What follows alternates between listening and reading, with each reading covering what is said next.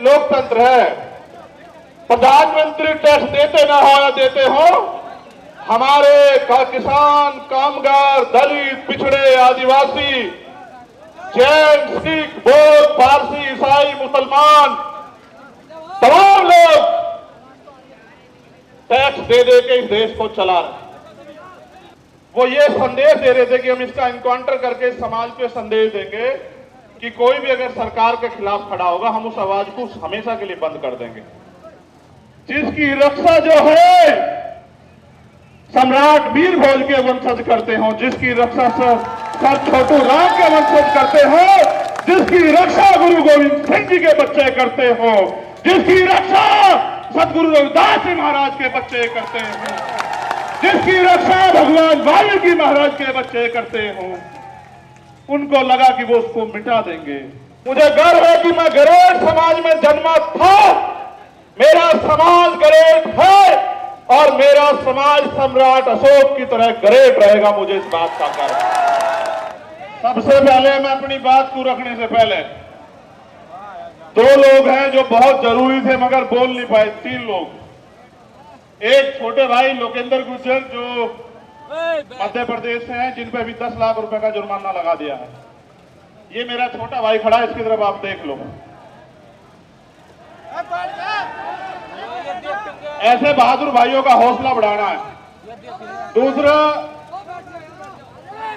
ये मुझे अभी कह रहा था भाई, हमारे यहाँ क्योंकि अनुशासन है, राष्ट्रीय अध्यक्ष जी बोल चुके, उनके बाद मेरे बात मेरे को मनता नहीं है।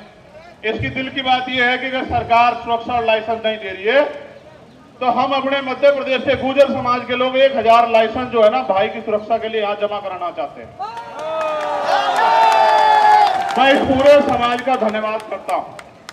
एक भाई हैं बिलाल सहारनपुरी, जिनके गाने बहुत मशहूर हैं, वो भी नहीं बोल पाए, मैं उनका भी धन्यवाद करता हूं। एक हमारे राष्ट्रीय सचिव हैं चौधरी अमर सिंह पटेल जी, वो भी नहीं बोल पाए। तो मौसम भी आपके साथ है, मैं वादा करके कह रहा अगली 10 मिनट में वो ठंडा होगा, याद रखो मेरी बात को। संतों गुरुओं महापुरुषों का इतना आशीर्वाद है कि अभी वो गोली नहीं बनी जो आपके भाई का सीना चीर जा। देखो, मैं आपको कुछ बात बताना चाहता हूं। भाषण तो मैं आपको बहुत दिनों से दे रहा हूं, मुझे इस मंच से एक संदेश देना है। मैं उन सब साथियों का भी धन्यवाद करता हूं जो विभिन्न पार्टियों के एमपी, एमएलए, पूर्व मंत्री, पूर्व मुख्यमंत्री, तमाम हमारे साथी जो आए यहां, मैं उन सबका बहुत बहुत धन्यवाद देता हूं। और मैं पुलिस के साथियों का भी धन्यवाद देता हूं। मैं उनको ये भी कहता हूं, एक सूचना उनके लिए ये है कि मुझे खबर दी गई थी कि अभी कौन सा थाना है भाई, धोला कुआ में हमारी 4 गाड़ी रोक के आपने बंद कर दी। देखो, बंद का काम तो हमारा है, आपका नहीं है। आप तो कर्मचारी लोग हो, सबकी मदद का काम है। आपका तो काम है सबकी मदद का। और आप जानते हैं, इतने लोग आ जाए लाखों की संख्या में तो आदमी पागल हो जाए, लेकिन हम अपनी ताकत को जानते हैं, कभी हम भीड़ देख के पागल होते नहीं। वरना हम ये भी जानते हैं कि अपनी सारी मांग आज ही मनवा देंगे हम संसद की तरफ को चल के, सारी की सारी आज ही मनवा के जाएंगे। और इसलिए मनवा के जाएंगे क्योंकि मैं अपनी बात को रखते हुए बताऊंगा कि लोकतंत्र है। प्रधानमंत्री टैक्स देते ना हो या देते हो, हमारे किसान, कामगार, दलित, पिछड़े, आदिवासी, जैन, सिख, बौद्ध, पारसी, ईसाई, मुसलमान, तमाम लोग टैक्स दे दे के इस देश को चला रहे। इसलिए देश के संसाधनों पे हमारा अधिकार ज्यादा बैठता है और हम इस देश में मांगने के लिए पैदा नहीं हुए, इस बात को आप लोग याद रखे हैं। मैंने उस दिन भी अपील की। मैं आपको एक बात बस शुरू करूंगा अपनी बात। आप जानते हो, जब मैं पहली बार जेल गया 8 जून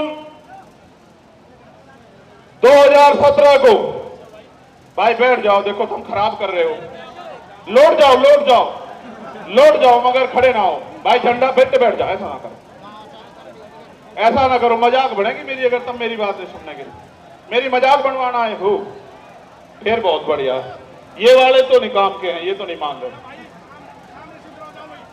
भाई राजेंद्र यादव जी, तो जब मैं पहली बार जेल गया, आपको पता है कि मैं जब भी जेल गया, मैं अपनी व्यक्तिगत लड़ाई में कभी नहीं गया। आप इस बात को जानते हैं, मेरा समाज इस बात को जानता है। अगर मैं झूठ कह रहा हूं तो समाज हाथ उठा के बतावे कि मैं गलत कह रहा हूं। जब मैं पहली बार जेल गया और जाने से पहले जब पूरी सरकार मेरे पीछे पड़ी हुई थी और यह कहा जा रहा था, डीजीपी का यह बयान आया रेडी लॉ एंड ऑर्डर का, कह रहे सरेंडर नहीं कर देंगे चंद्रशेखर को।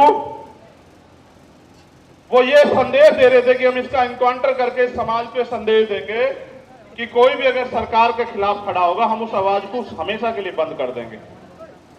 लेकिन फिर 21 मई 2017 को आप मेरे समाज के सिर माथे सारे लोगों ने आके यही जंतर मंतर, इसी पर आकर आपने मेरे हौसलों को बुलंद करके कहा कि लड़, हम तेरे साथ हैं। और वो दिन है, आज का दिन है, चाहे मैं सीए एनआरसी में जेल गया हूं, चाहे मैं ऐसी एक ताकत को लेके गुरु रविदास घर की तरफ चल दिया था, जब इन्होंने मेरी 250 लाठी मार कर खाल उतार दिए कि सच्चो साहब अब तो एसीपी हो गए, जहां रात को मुझे जानवर की तरफ मार कर घेरा गया, वो यही खड़े हैं। उनके जो साथी जिस थाने में मुझे मारा गया था 2-2, 3-3 बार, वो भी मुझे सवेरे मिले थे। मैंने उनसे एक दिन पहले भी ये बात कही, जब मैं पहलवानों के अंदर, मैं आदमी भूलता नहीं हूं भाई, जिसने 1 इंच भी साथ दिया, कतरा कतरा उसके लिए बहा दूंगा, लेकिन जिसने मेरे लोगों को सताया, जबकि आप जानते हैं कि मैं संविधान में विश्वास रखता हूं, चलो माफ कर दूंगा उसे भी माफ कर दूंगा। लेकिन इस बार आपने देखा कि क्या हुआ, जब वो सीबीआई से नहीं रोक पाए, ईडी से नहीं रोक पाए, इनकम टैक्स से नहीं रोक पाए, जब वो झूठे मुकदमों से नहीं रोक पाए, जेल से नहीं रोक पाए, तो कायरों की तरह आके उन्होंने मेरे ऊपर गोली चला दी। आपकी गोली की तमन्ना सच्ची थी और मेरे लोगों के खून के आंसुओं की संघर्ष की तमन्ना सच्ची थी।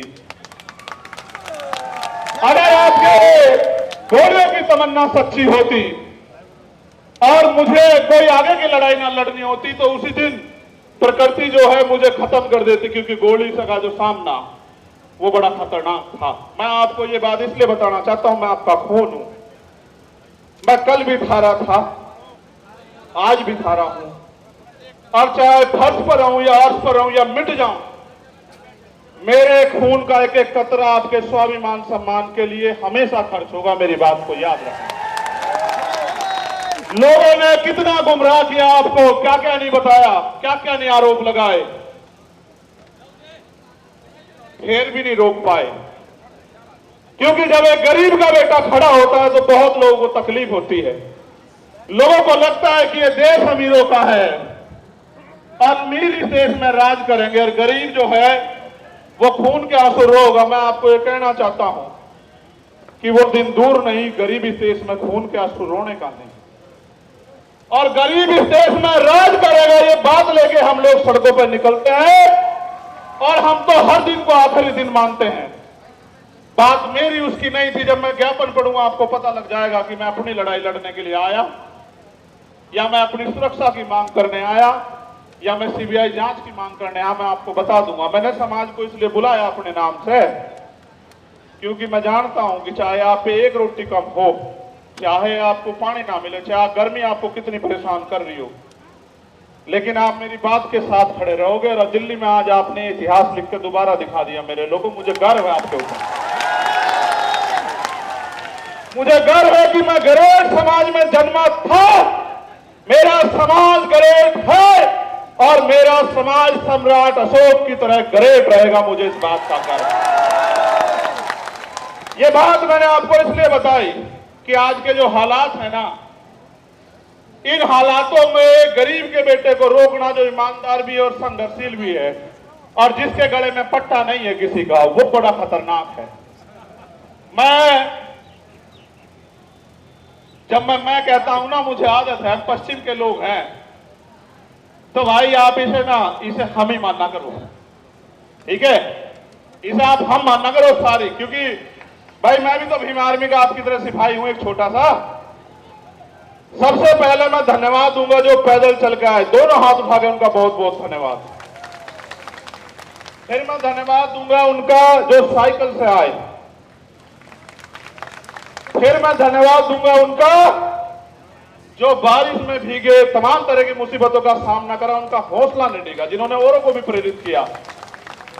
और फिर मैं धन्यवाद दूंगा जो बस से आए, ट्रेन से आए, कैसे कैसे आए, भूखे पेट आए, कैसे आए। मैं आज अपने परिवार के बीच में हूं, नेता नहीं हूं, यहां आपका खून हूं। मैं आपसे एक सवाल पूछना चाहता हूं बात की शुरुआत में ही। अगर मैं ये लड़ाई लड़ रहा हूं गरीबों की, कमजोरों की, पहले होता क्या था आप जानते हो, मैं आपका खून हूं कि गांव में ताकतवर आदमी, सामंती आदमी जिस बहन की बच्ची की चाहे उसकी चुन्नी खींच ले, उसके कपड़े खींच ले, उसको नोच ले, आज फिर गांव के गांव में पंचायत होकर बात निमट जाती थी। किसी की बारात रोक दो, किसी के ऊपर पेशाब कर दो, किसी को थूक दो, किसी पे थूक चटवा दो, किसी की मूंछ काट लो, किसी के पानी छूने पे हत्या कर दो। तो पहले ये ताकतवर लोग था, उनका जन्मसिद्ध अधिकार है। मगर जब से भीम आर्मी के सच्चे पहरेदार मैदान में आए हैं देश के अंदर, वो कर तो देते हैं घमंड में, लेकिन उन्हें नू नहीं पता उनकी मां भी नहीं बचा सकती उन्हें। फिर सरकार तो बहुत बड़ी बात। फिर वो जाते हैं जेल। जब वो जेल जाते हैं तो वहां बैठ के वो सोचते हैं कि हम किसकी वजह से जेल जा रहे हैं। तो जब वो जेल जाते हैं तो फिर वो क्या करते हैं पता है? वो जेल जाके ये कहते हैं बाहर निकलते कि इस आदमी को निपटाओ, वरना तो हमारा एक छत्र जो अधिकार है वो खत्म हो जाएगा इस देश में। उन्होंने शुरुआत ये यहां नहीं की, उन्होंने शुरुआत बिहार में की, जब भाई राकेश पासवान को उन्होंने 20 गोली मारी। हम समझ नहीं पाए, 20 गोली मारने के बाद उन्होंने लगा ये डर जाएंगे, लेकिन आप डरे नहीं। फिर उन्होंने विदिशा में हमारे जिला अध्यक्ष भाई चरण सिंह की हत्या करी, फिर भी नहीं हम डरे। हम आंदोलन में आए, हमारी जान चली गई, तब भी नहीं डरे। फिर उन्हें लगा कि भाई जड़ ही काटो, टहने भी मजबूत हैं, जड़ भी मजबूत है, पत्ते भी मजबूत है, भाई जड़ ही काटो। तो बाबा साहब बड़े रुकने के नहीं। तो जड़ काटने का वो क्या था कि चंद्रशेखर आजाद को निपटा दो। देखो वो तो बच्चे हैं जिन्होंने ये किया है, सच बात बता रहा हूं, बच्चे हैं, लेकिन उनके हाथ पीछे जो है ना, उनकी जिन्होंने उनके हाथ में हथियार दिए वो बच्चे नहीं है। हम सीबीआई जांच की मांग इसलिए कर रहे थे कि बहुत सारे लोगों ने मजाक उड़ाया कि अपने आप सिक्योरिटी लेने को हमला कर दिया है।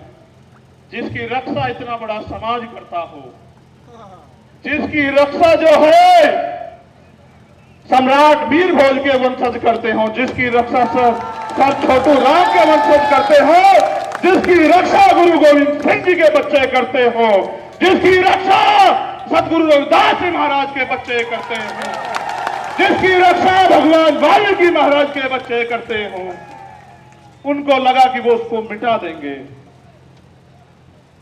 ये किसान कमेरों की आवाज है, ये मिट्टी का भले ही हो, लेकिन इसके लोगों ने इसे बड़ा ताकतवर बना। ये एमपी एमएलए भले ही ना हो, लेकिन ये अच्छी अच्छी सरकारों का गला पकड़ने का दम रखता है। ये बात सब लोग जानते हैं।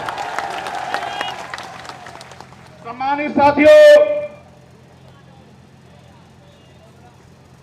आज इस पावन अवसर पे, क्योंकि भीम आर्मी का स्थापना दिवस भी है, 8 साल पहले आज ही के दिन हमारे माननीय राष्ट्रीय अध्यक्ष और तमाम हमारे सिपाहियों ने यह ऐलान किया था कि भीम आर्मी भारत एकता मिशन के नाम के संगठन के जरिए हम इस देश में मनुवाद, ब्राह्मणवाद की जड़ें काट देंगे। जो कारवा एक छप्पर से चला, आज वो कारवा सैलाब के रूप में दिल्ली की सड़कों पे है। प्राइमरी स्कूल के मास्टर के इस बेटे ने कभी सोचा नहीं था कि अगर ईमानदारी से काम करने वाले को इतना प्यार मिलता है तो फिर लोग ईमानदारी से क्यों नहीं काम करते।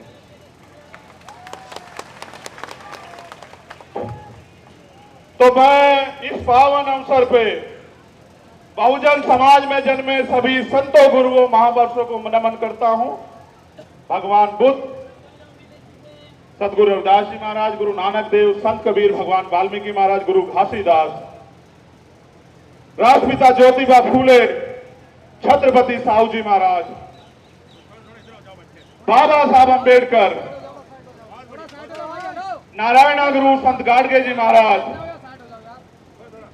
चौधरी सर छोटू राम जी, कोतवाल धन सिंह गुर्जर जी, संत राम बी ए प्रजापति जी, महामना राजसू वर्मा जी, बाबू जगदेव प्रसाद कुशवाहा जी, इनको इसलिए याद करो ऐसी सभा में उनको गोली मार के खत्म किया गया था।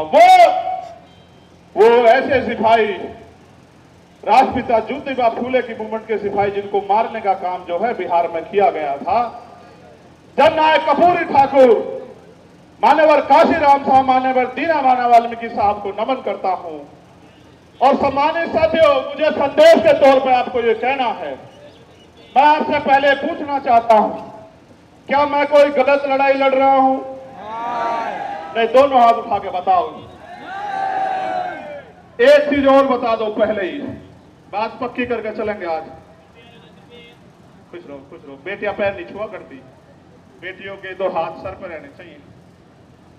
क्या अगर मैं लड़ाई गलत लड़ रहा हूं और ये लड़ाई मुझे नहीं लड़नी चाहिए तो आप आज इशारा कर दो। मैं ईमानदार से कह रहा हूं, मैं राष्ट्रीय अध्यक्ष जी को लिख के दे दूंगा कि हम ये संगठन बंद करके कोई खेती किसानी का काम कर लेंगे। जो आखिरी में बैठे हैं वो सब लोग बताओ भाई, ऐसा नहीं चलेगा। हाथ उठा के बताओ, ये काम बंद कर दूं? अच्छा अब सुनो, फिर गौर करो। एक सेकेंड, एक मिनट रुक जाओ। ये काम कामयाब कैसे होगा ये भी समझते हो? कब तक मैं आपको दिल्ली बुलाता रहूंगा, भोपाल बुलाता रहूंगा, भरतपुर बुलाता रहूंगा, छत्तीसगढ़ उड़ीसा बुलाता रहूंगा, झारखंड बुलाता रहूंगा? कब तक? हर चीज की एक सीमा होती है। मैं भी आपको बुला बुला के थक गया, लेकिन जो अन्याय अत्याचार हो रहा है वो बंद नहीं हो रहा है। अन्याय अत्याचार बंद करने के लिए पहली 3 बातों पर आप गौर कर लो। पहली ये कि हमें संविधान ने बराबर के अधिकार दिए हैं, सत्ता में हमारे लोग नहीं हैं, इस वजह से, क्योंकि जिनकी सत्ता होती है उनके साथ अन्याय अत्याचार नहीं होता है। तो मान्यवर काशीराम साहब कैडर में एक बताया करते थे कि हमारे पास 5 तरह के बल हैं। कितनी तरह के? 5 तरह के। आवाज आ रही है? गर्मी तो नहीं लग रही? बताओ, गर्मी लगे तो बंद करो। ठीक, तो 5 तरह के बल है। पहला बल है बुद्धि बल। भाई कान से सुनो, वरना इसके चक्कर में पड़ जाओगे, सब खत्म हो जाएगा। पहला बल है बुद्धि बल, दूसरा बल है धन बल, तीसरा बल है बाहुबल, और चौथा बल है जनबल, और 5वां बल है मनोबल। अगर जिसका मनोबल गिर जाए उसके लिए चारों बल बेकार हैं। मनोबल किसे कहते हैं? कि जब आप पहले ही हार मान लो। साहब भी कहते थे, मैं उनकी बात को आगे बढ़ाते हुए आपसे कह रहा हूं कि पहले तो दलित समाज जो है अपना, वो दलितपन छोड़े, अन्याय का जवाब देने के लिए तैयार होना चाहिए। हम इस देश में इसलिए पैदा नहीं हुए कि हम बच्चियां पैदा हो हमारे घर में और उनको नोच लिया जाए, जैसे मणिपुर में नोचा जा रहा है हमारी आदिवासी बहनों को। हम लोगों ने इसलिए अपने परिवारों को आगे नहीं बढ़ाया कि कोई मूंछ रखने पे उनकी हत्या कर दे, कोई उनको जूते में पानी पिलाए, कोई उनके सर पे पेशाब कर दे। इसलिए हमारे माँ बाप ने हमें जन्म नहीं दिया। इसलिए अपने मनोबल को ऊंचा करो। ये लोकतंत्र है, जिनके पास लोग होते हैं, जिनको उनका राज होता है। लोग आपके पास हैं, लेकिन राज कैसे आएगा इसका तरीका आपको बता देता हूं। राज ऐसे आएगा, जिन्होंने पहले काम किया। हमारे लोगों को मैं सुनता हूं, कहते पिछड़ी वर्ग के जो लोग हैं वो तैयार नहीं है बहुजन भाईचारे के लिए। ये बात बार बार कही जाती है कि पिछड़े वर्ग के लोग तैयार नहीं। मैं आपको सच बताना चाहता हूं, सच क्या है। सच ये है, और आप इस बात को मेरी सुनोगे, कि पहले दलित समाज के लोगों को पढ़ा के अपने पैरों पे खड़े करके किताबें लिख के अपनी लड़ाई लड़ने के लिए सबसे पहले जो अगर शुरुआत किसी ने की, गुलाम भारत में अंग्रेजों के गुलाम जब हम थे, तो वो राष्ट्रपिता ज्योतिबा फूले ने की, जो पिछड़े समाज से आते हैं। उन्हीं को बाबा साहब अम्बेडकर ने अपना गुरु माना। बाबा साहब 91 में पैदा हुए, और ज्योतिबा फुले 1890 में चले गए। उन्होंने अपना सारा जीवन इस समाज को पैरों पे खड़ा होने के लिए दिल लगाया, क्योंकि बाबा साहब ने भी अपने नारे में कहा शिक्षित बनो। भाई चारों लोग डिस्टर्ब कर रहे हो, खोंची भर कर बिठा लो, बिठा लो। फिर छत्रपति साहू जी महाराज को याद करो, जिन्होंने बाबा साहब को बाबा साहब बनाने में योगदान किया, उनकी प्रेस के लिए पैसा दिया। वो हमारे पिछड़े समाज के इतने बड़े नेता थे। राजा होते उन्होंने समाज से कहा कि डॉक्टर अंबेडकर आपके समाज के सच्चे नेता, इनका साथ दो। आप ये बताओ, वो भी पिछड़े समाज के थे। पेरियारी रामास्वामी नायकर, वो भी पिछड़े समाज के थे। नारायण गुरु, वो भी पिछड़े समाज के थे। सर छोटू राम, वो भी पिछड़े समाज के थे। बाबू जगदेव प्रसाद कुशवाहा, वो भी पिछड़े समाज के थे। जननायक कपूरी ठाकुर, वो भी पिछड़े समाज के थे। महामना रामस्वरूप वर्मा, वो भी पिछड़े समाज के थे। और जिन्होंने देश की आजादी में योगदान दिया, चाहे शहीद आजम भगत सिंह रहे हों या कोतवाल धन सिंह गुजर रहे हों, शहीद उधम सिंह रहे हों, करतार सिंह सराभा रहे हों, वो भी इसी वंचित पिछड़े समाज के थे। उन्होंने अपना काम कर दिया। अगर आप चाहते हो कि बहुजन एकता बढ़े, अब आपकी जिम्मेदारी है कि आप उनको जाके बहुजन आंदोलन को समझाने का काम करो। जैसे पहले उन्होंने घर घर जाके आपको समझाने का काम किया, ऐसे आप भी जो है अब घर घर जाके उनको समझाने का काम करो। पहले लल्ले यादव भी पिछड़े समाज से थे। ये बात मैंने आपको इसलिए बताई। आप ये सोचते हो कि वो गलत है, नहीं, कुछ गलतियां हुई है, उसकी वजह से दिक्कत आ रही है। वरना पिछड़ा समाज भी ब्राह्मणवाद मनुवाद का सबसे बड़ा जो है विरोधी बैठा है, और ये बात उन्होंने 19 के दशक में करके भी दिखाई है। ठीक है। दूसरा, अगर आपको और आगे बात को बढ़ाना है तो अपने पराये में फर्क समझना पड़ेगा। जब सब लोगों ने रास्ते बंद कर दिए और कहा बाबा साहब अम्बेडकर, खिड़कियां तो, दरवाजे तो बहुत दूर, खिड़कियां भी बंद कर देंगे, घुसने नहीं देंगे संविधान सभा में, तब उनको खुलना ढाका से की खुलना सीट से जिताकर कॉन्स्टिट्यूशन असेंबली में भेजने वाले लोग वो मुस्लिम समाज के थे। उन्होंने भी अपना जो है पहले हक अदा किया। संसद में बाबा साहब, कॉन्स्टिट्यूशन असेंबली में बाबा साहब गए, तब जाके संविधान लिखने का मौका मिला, तब जाके आपको हक अधिकार मिले। आज वो लोग आपकी तरफ देख रहे हैं कि भाई हमने तो समय समय पे अपना काम किया, हमारे लिए कौन लड़ेगा। इसलिए मैं सीए एनपीआर एनआरसी के आंदोलन में मिल गया, और इसलिए मैं आपसे कह रहा हूं, आपको समझना पड़ेगा कि आपका अपना कौन है और आपका पराया दुश्मन कौन। अभी मंच पे तमाम पार्टियों के नेता बैठे थे, उनको पार्लियामेंट जाना था, हमारे आरजेडी के नेता बैठे थे। मैं उनसे कहता, अगर वो होते कि भाई मैं आपका बहुत सम्मान करता हूं, आपकी पार्टी का बड़ा सम्मान करता हूं, लेकिन आपके राज में हमारे लोगों की खाल उतारी जा रही है, आपके यहाँ आयोग नहीं बना हुआ भाई, आप भी कुछ करके दिखाओ। दूसरों को गाली देने से काम नहीं चलेगा। उनके यहाँ SC/ST आयोग नहीं है, महिला आयोग नहीं है, उनके यहाँ राकेश पासवान की हत्या कर दी जाती है, आरोपी गिरफ्तार नहीं होते। मुझे उनसे भी कहना था, लेकिन समय कमी से चले गए। हमारे कांग्रेस के नेता भी बहुत सम्मानित साथी भाई आए थे, मैं उनका भी बड़ा सम्मान करता हूं। भाई बात बंद कर दूं, ये इसको देखना है।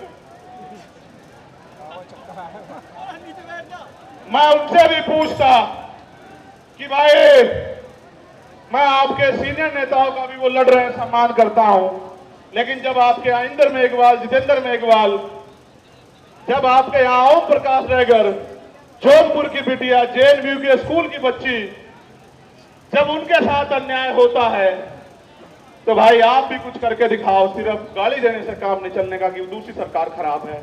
आपके राज में भी बहुत कुछ भला नहीं हो रहा है। इसलिए मेरा स्पष्ट संदेश है कि जब तक आपकी अपनी ताकत नहीं बढ़ेगी, आपको कोई पूछने वाला नहीं है। मेरी बात को याद रखना, किसी के पीछे खड़े होने के लिए नहीं कह रहा हूं आपको, मैं आपको पूंछ बनाने के लिए नहीं कह रहा हूं, मैं आपको मूंछ की लड़ाई लड़ने के लिए कह रहा हूं कि अपना हुक्का अपना मरोड़, और मन आया तो पिया नहीं दिया फोड़। ठीक है, अपनी ताकत बनाओ। जब आपका विधायक जीतेगा, जब आपका MP जीतेगा, आपका व्यक्ति सदन में होगा, फिर अगर अन्याय अत्याचार होगा तो फिर हम हिसाब करेंगे।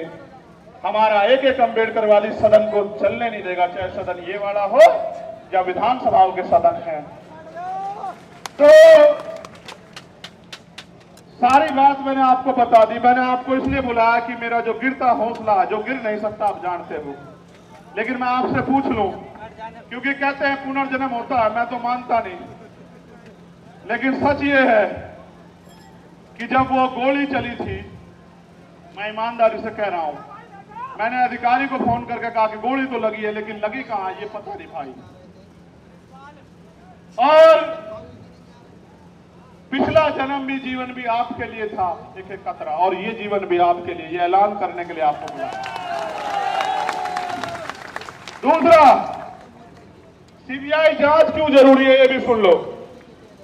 जो लोग ये कह रहे थे सुरक्षा के लिए गोली चलवाई, अब करा तमाशा बना रहे थे, उनको आदत है मुझे नीचा दिखाने की, आदत है उनको, क्योंकि उन पे ये गरीब का बेटा पच नहीं रहा भाई, ये कमेरी मां का बेटा पच नहीं रहा उन पे। तो मैं भी उनको बता देना चाहता हूं कि हो सकता है आपके मालिकों के हाथ भी इसमें शामिल ना हो, इसलिए मैं इसकी सीबीआई जांच चाहता हूं कि मेरे जान से ज्यादा, मेरी जान से, मेरे लोगों से ज्यादा दूसरों को क्यों प्यार हो गया है, वो क्यों मेरी जान लेना चाहते हो। तो प्रकृति के आशीर्वाद से, आप भाइयों के सहयोग से, प्रार्थनाओं दुआओं से मैं आपके बीच में, वरना ऐसा भी हो सकता है कि आज यहां आप इकट्ठा तो होते, मेरी तस्वीर लगी होती और आप रो रहे होते कि भाई हमारा भाई चला गया।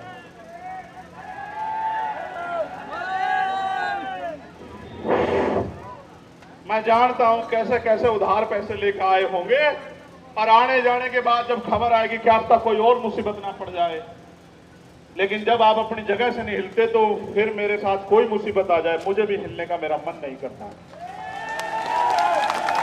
आप बताओ कैसे छोड़ दूं, आपके हाथ कैसे छोड़ूं, आप बताओ कैसे छोड़ूं आपके हाथ जिन्होंने मेरे लिए दिन रात नहीं देखा, आंधी तूफान नहीं देखा, गर्मी नहीं देखी, बारिश नहीं देखी, कोई भी मुसीबत नहीं देखी, भूख प्यास, उनका हाथ कैसे छोड़ दूं, उस समाज का हाथ कैसे छोड़ दूं, कैसे डर के घर में बैठ जाऊं, कैसे सीना तान के आपका खून होके बाहर ना आऊं।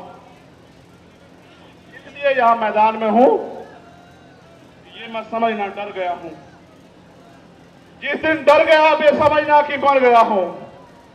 जब तक जिंदा हूं पूरी ताकत से इस लड़ाई को लड़ूंगा। दिल्ली के भी बहुत साथी आए, मध्य प्रदेश के बहुत साथी आए, 22-23 स्टेट से साथी आए, थोड़े थोड़े अपना अपना प्रतिनिधित्व करने के लिए। 2-2 हजार किलोमीटर से लोग आए, उड़ीसा से आए, झारखंड से आए,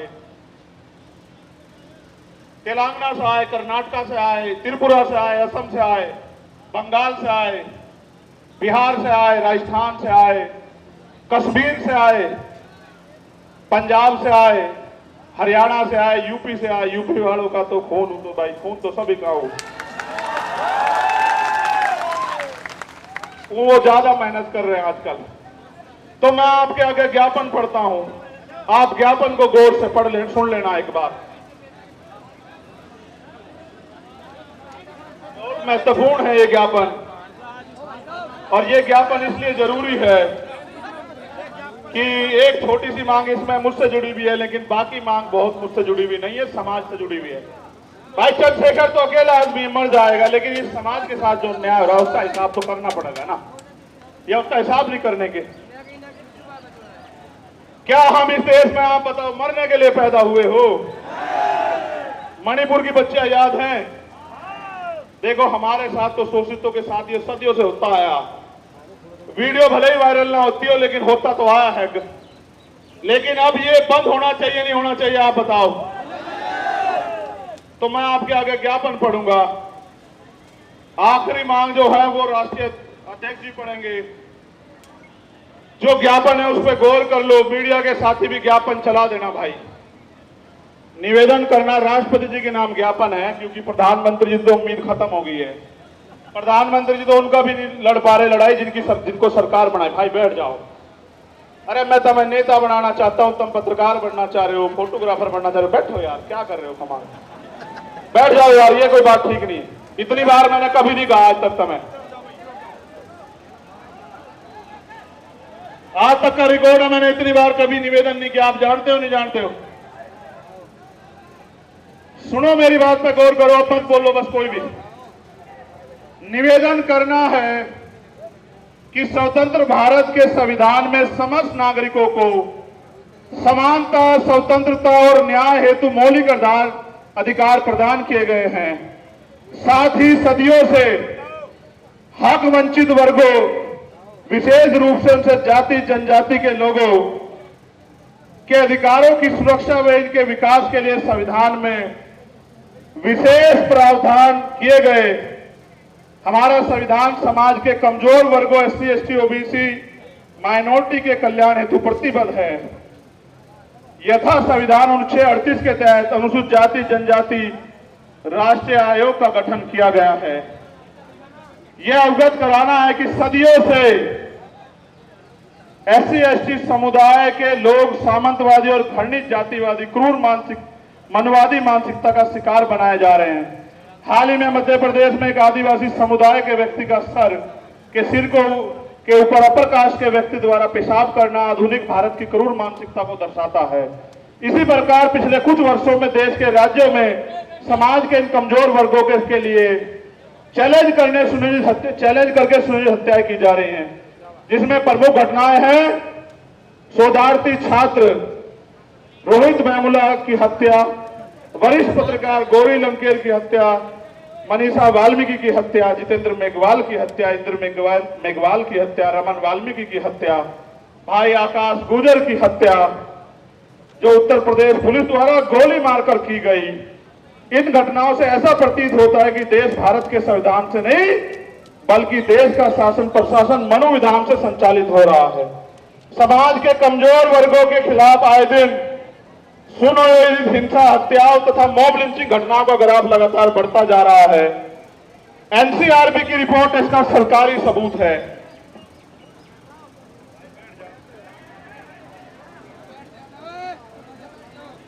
अब मैं आपको एक एक करके मांग पढ़ता हूं। पढ़ूं भाई? आप समर्थन भी करना होना चाहिए, नहीं होना चाहिए, ठीक है? चूंकि भारत एक लोकतांत्रिक गणराज्य है, हमारा बुद्धिजीवी समाज भी सुने कि हम अपने लिए लड़ रहे हैं या समाज के लिए लड़ रहे हैं। हम आपकी वोट से बने वो नेता नहीं जो राज्यसभा, विधानसभा, लोकसभा में तलवे चाट रहे हैं आरएसएस और भारतीय जनता पार्टी के। हम आपका खून है, कल भी लड़ रहे थे, आज भी लड़ रहे हैं और हमेशा सड़कों पर लड़ते रहेंगे। क्योंकि भारत एक लोकतांत्रिक गणराज्य है, देश में 85% लोग एससी, एसटी, ओबीसी व अल्पसंख्यक समुदाय के हैं, जबकि हाई जुडिशरी अर्थात सुप्रीम कोर्ट व हाई कोर्ट में इन वर्गों का समुचित प्रतिनिधित्व नहीं है। इसके लिए इन वर्गों के जजों की समानुपातिक आरक्षण के तहत नियुक्ति सुनिश्चित की जाए। और इसका एक उदाहरण बता देता हूं। यूपी एचडीएस में पिछले 10 साल में दलित समाज का एक भी बच्चा भर्ती नहीं हुआ, आप चेक करा लेना। उन्होंने एक षड्यंत्र कर रखा है, हम उनको हरा देते हैं कंपटीशन में, इंटरव्यू में वो हमें हरा देते हैं। उन्होंने कहा इंटरव्यू में 80 नंबर नहीं आएंगे तो भाई कामयाब नहीं माना जाएगा, 70 से 79 देकर हमारे लोगों को निकाल देते। आप देखो लोकतांत्रिक भारत में एक जज नहीं बना पिछले 10 साल में। आप इस बात को समझो, कितनी बड़ी साजिश। पिछड़े वर्ग के भी 2-4 बने होंगे। ये बात आपको इसलिए बता रहा हूं कि आपके नेता जिनको आपने वोट से बनाया उनको इस दिखाई नहीं देता भाई। जब आपका जज ही नहीं होगा तो फिर 10 लाख का जुर्माना तो लगेगा भाई, या नहीं? फिर संविधान के अनुच्छेद दूसरी मांग है, ये होनी चाहिए नहीं होनी चाहिए? पहले वाली संविधान के अनुच्छेद 38 के तहत गठित राष्ट्रीय अनुसूचित जाति जनजाति आयोग को एक संवैधानिक संस्था है।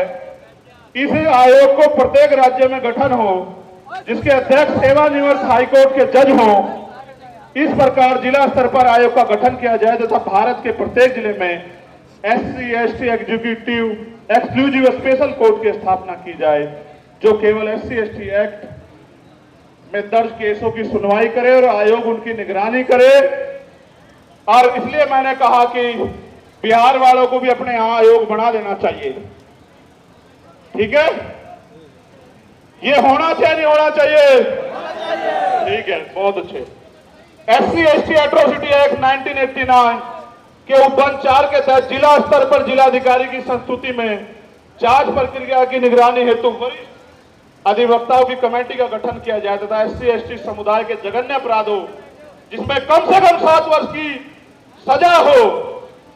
पीड़ित परिवार को आर्थिक सहायता राशि कम से कम जो भी 8,25,000 रुपए मिलती है 50 लाख रुपए की जाए और पीड़ित परिवार के एक सदस्य को सरकारी नौकरी दी जाए। बताओ सहमत हो या नहीं सहमत हो?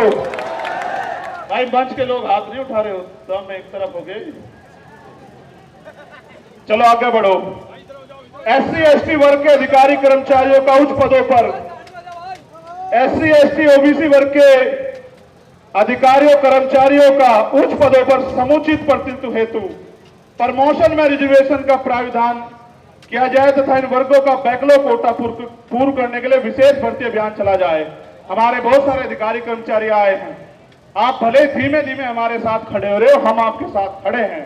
प्रमोशन में रिजर्वेशन SC ST OBC को लागू करवा के देंगे इस देश में, याद रखियो। सन 1931 के बाद देश में आज तक जाति आधारित जनगणना नहीं की गई, अतः जाति आधारित जनगणना की हम पुरजोर मांग करते हैं तथा जिसकी जितनी संख्या भारी उसकी उतनी हिस्सेदारी के तहत देश में वास्तविक लोकतंत्र कायम हो सके एवं जनसंख्या के अनुपात में आरक्षण बढ़ाया जाए। आप चाहते हो जातिगत जनगणना हो? ठीक है। यह है कि सरकारी उपक्रमों तथा संस्थानों का निजीकरण संविधान की लोक कल्याणकारी राज्य की अवधारणा खिलाफ है, क्योंकि यह सरकारी नौकरी में आरक्षण को समाप्त करने की साजिश है। अतः निजीकरण पे तत्काल प्रभाव से रोक लगाई जाए। आप इस पे सहमत हो? जब हमारी सरकार आओगी सारा जिनका निजीकरण हुआ उनका राष्ट्रीयकरण कर देंगे, आप चिंता मत करो। केंद्र और राज्य सरकार के सभी कर्मचारियों के लिए पुरानी पेंशन लागू की जाए। यह है कि सेना में अग्निवीर स्कीम को खत्म कर पुरानी भर्ती व्यवस्था लागू हो, क्योंकि आपने देश की सुरक्षा के साथ खिलवाड़ किया और नौजवानों के भविष्य के साथ लोग अग्निवीर से वापस लौट रहे हैं। इसको भी हम ही करा के देंगे और किसी में हिम्मत नहीं। ठीक है। भारत एक कृषि प्रधान देश है, किसान देश की रीढ़ है, अतः किसानों की MSP की समयबद्ध कानूनी लीगल गारंटी सुनिश्चित की जाए। और अभी जो किसान आंदोलन हुआ था उसमें जो झूठे मुकदमे लगाए गए थे वो मुकदमे वापस हो और जो किसान सम्मान निधि 6,000 रुपए आप दे रहे हो उसको बढ़ा के 24,000 रुपए किया जाए। यह है कि संविदा नौकरी में आउटसोर्सिंग भर्ती को तत्काल खत्म किया जाए तथा संविदा पे कार्य कर रहे कर्मचारियों को भी नियमित कर्मचारियों को समान वेतन और अन्य सुविधाएं दी जाए। जो सफाई कर्मचारी ने संविदा पिछले 5 वर्षों से अधिक समय से ठेके संविदा पे रखे गए हैं उनको संवैधानिक आरक्षण का अनुपालन करते हुए नियमित किया जाए। आप इससे सहमत हो? भाई पहले तो ठेकेदारी होनी नहीं चाहिए, मगर जो ठेकेदारी पे है अगर सरकारी कर्मचारी को 50,000 रुपए मिल रहे तो उसको भी 50,000 रुपए मिले। इस बात पे सहमत हो? चलो ठीक है। और सफाई कर्मचारी दिल्ली के तैयार रहे, आपकी मांग हम अगले 1 महीने पूरी करवाने के लिए यहां की सरकार से भी निपटेंगे, आप चिंता न करिए। यूनिफॉर्म सिविल कोड लागू करने से पूर्व सामाजिक और आर्थिक गैर बराबरी समाप्त की जाए तथा शैक्षिक और लैंगिक स्थापना समानता स्थापित की जाए। उसके बाद UCC पे आपसे बात करेंगे। अगर आप अल्पसंख्यकों के विरोध में कोई भी कानून लाओगे हम उसका ड्राफ्ट पढ़ेंगे, आपकी ईंट से ईंट बजा देंगे सरकार के लोगों, इस बात को याद रखना।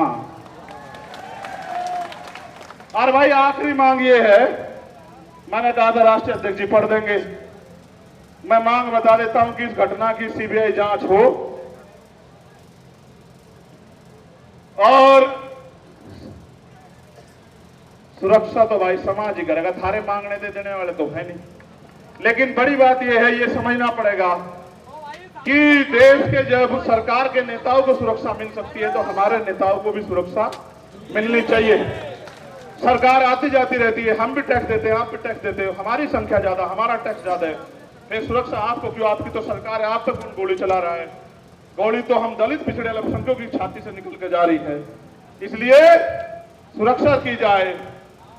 मुख्यमंत्री जी उत्तर प्रदेश को मैं कहना चाहता हूं, अगर वो संत है और अगर वो न्याय की बात करते हैं, कानून के राज की बात करते हैं, तो वो वहां से पैरवी करें। और केंद्र सरकार अगर सच्ची है, उनका हाथ नहीं है, स्टेट गवर्नमेंट का और केंद्र गवर्नमेंट का, तो वो उस रिक्वायरमेंट को जो है, जो यूपी गवर्नमेंट भेजे उसको फाइनलाइज करके ऑर्डर करे सीबीआई जांच के। हम बताएंगे कि इसमें सांप चूहे शामिल हैं या बड़े बड़े अजगर जो हैं शामिल हैं।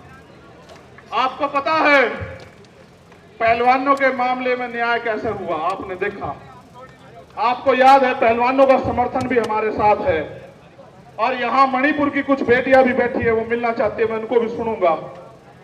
और हमारी बहन प्रतिभा जी वो भी यहां आई हुई हैं, जो पूर्व विधायक है नवलगढ़ से, उनका भी धन्यवाद। बहुत सारे साथी जिनके नाम छूट गए, यहाँ ओम प्रकाश रहकर हमारे छोटे भाई की सिस्टर सरकार बना, ठीक है, तो वो भी बिटिया यहाँ आई हुई है। और बहुत सारे हैं जिनके साथ अन्याय अत्याचार हुआ, सब लोग आए हुए हैं। और एक अगर मध्य प्रदेश में हम लोग पहले तो लड़ाई लड़ ही रहे मध्य प्रदेश के लोगों को, राजस्थान के लोग कहना चाहता हूं भाई मेरी जान की रक्षा तो हो जाएगी, चलो सुरक्षा भी इंतजाम हो जाएगा, लेकिन आम जमीन पे तो आप लोग भी लड़ रहे हो। पूरे भारत में बिहार हो, बंगाल हो, राजस्थान हो, मध्य प्रदेश, यूपी हो, उत्तराखंड हो, आपकी रक्षा कौन करेगा? आपको भी तो गोली चल सकती है। इसलिए हमें सुरक्षा की नहीं, अपनी सुरक्षा की नहीं, समाज की सुरक्षा की जरूरत है। इसलिए सरकार सुरक्षित माहौल लागू करे। और अगर सरकार पे सुरक्षित माहौल लागू नहीं हो तो सरकार कुर्सी छोड़े। क्यों जबरन चिपक के बैठे हो भाई? आप मणिपुर को न्याय नहीं दे सकते, आप राजस्थान में न्याय नहीं दे सकते, आप बिहार बंगाल में न्याय नहीं दे सकते, आप दिल्ली में न्याय नहीं दे सकते, आप मध्य प्रदेश में और केंद्र से न्याय दे सकते। तो भाई हम अपने लोगों को ये कहना चाहते हैं आप सब लोगों के सहयोग से कि राजस्थान के लोग मेहनत करने पे आ जाओ, मध्य प्रदेश के लोग मेहनत करने पे आ जाओ, छत्तीसगढ़ के, तो इसी बार जो है आपका सत्ता की चाबी आपके हाथ में मध्य प्रदेश राजस्थान में आ जाएगी, छत्तीसगढ़ में। क्योंकि चुनाव जैसा होगा उसमें 5-7 वोट विधायक जिसके पास होंगे उसके पास चाबी होगी। और हम काम करने वाले लोगों को लड़ा रहे हैं, तो हमारा विधायक जो है हो सकता है वो चीफ मिनिस्टर बन जाए या डिप्टी चीफ मिनिस्टर बन जाए, आपकी सरकार में हिस्सेदारी हो जाए।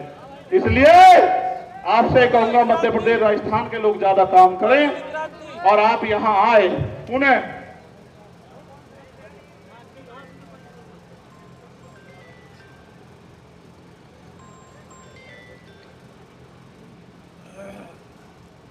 देखो भाई, हाँ ईवीएम के खिलाफ भी ये कह रहे हैं, मैंने गाने में ही वो संदेश दे दिया था कि ईवीएम का इलाज भी हम ही लोग करेंगे, हम ईवीएम के भी खिलाफ हैं। अब मेरी आखिरी बात सुनो जो बहुत जरूरी है, हम सरकार को 15 दिन का समय देंगे। अगर सरकार ने 15 दिन में हमारी बात नहीं मानी, फिर हम पीसी करके अपनी आगे की योजना के बारे में बताएंगे। और मेरा तो मानना है कि पूरे देश में हम जन जागरण करके 22% शेड्यूल कास्ट और 52% पिछड़े वर्ग के लोगों को और अल्पसंख्यक लोगों को जो है इकट्ठा करने का काम करेंगे और उनको दो दुश्मन की पहचान करवाएंगे। और हमारा प्रयास ये रहेगा कि बहुजन समाज राज करे, उनके साथ अन्याय होना बंद हो। अब अगर आपके यहां वो यात्रा आएगी तो आप लोग मेहनत करोगे नहीं करोगे बताओ? अगर दोबारा बुलाऊंगा आओगे नहीं आओगे? कभी सोचो पिछली बार हम चले गए, इस बार और चले जाएंगे। बहुत बहुत धन्यवाद। एक आखिरी मेरा ये अल्टीमेटम है देश के प्रधानमंत्री को, मेरी बात को गौर से सुन लेना। मीडिया के जरिए प्रधानमंत्री तक चला जाए, इंटेलिजेंस के जरिए, अगर मणिपुर का अन्याय नहीं रुका और मणिपुर के मुख्यमंत्री को नहीं हटाया गया और वहां कानून का राज स्थापित नहीं किया गया, तो बहुत जल्द मैं जंतर मंतर पे अनिश्चितकालीन मणिपुर के लिए बैठूंगा। क्योंकि मैं सब कुछ बर्दाश्त कर सकता हूं, लेकिन बाबा साहब अम्बेडकर ने कहा कि किसी भी देश की तरक्की का पैमाना उस देश की महिलाएं हैं और हम प्रथम और अंत्य भारतीय हैं। अगर मणिपुर की बेटियों के साथ अन्याय होगा तो हम मुंह छिपा के घर में नहीं बैठेंगे, इसी जंतर मंतर पे। मैं चाहता आपको रामलीला मैदान भी बुला लेता, पता है इसलिए बुलाया कि जंतर मंतर का इतिहास है। आपने 21 मई को मुझे ताकत दी और ये वो धरती है जहां पहलवान बेटियों पे लाठियां चलाई गई। उर्दू में नहीं था कि जख्म का हिसाब करने के लिए मैंने आप लोगों को यहाँ बुलाया। बहुत बहुत धन्यवाद। जय भीम, जय भारत। जय मंडल, जय जोहर, जय संविधान। हमारी एकता जिंदाबाद। एक रिक्वेस्ट, जैसे आराम से आए वैसे ही जाना, जैसे आराम से आए आप वैसे ही जाना। आपकी जान कीमती है मेरे लिए बहुत।